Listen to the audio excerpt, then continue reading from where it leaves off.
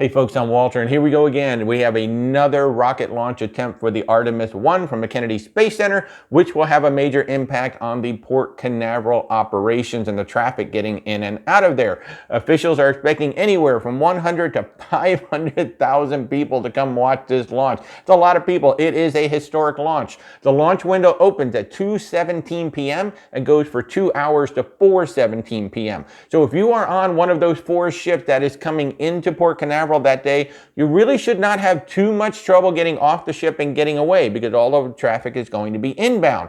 If you are coming into Port Canaveral tomorrow, Saturday, September 3rd, you should probably leave earlier than normal because traffic is going to be thick. I would say at least until noontime with people coming in and trying to get into position to watch the launch. Now, if you are coming in, I would definitely get there early because once you get on that ship, you are literally going to have a front row view of the launch. You're going to be in the tallest buildings in all of Port Canaveral.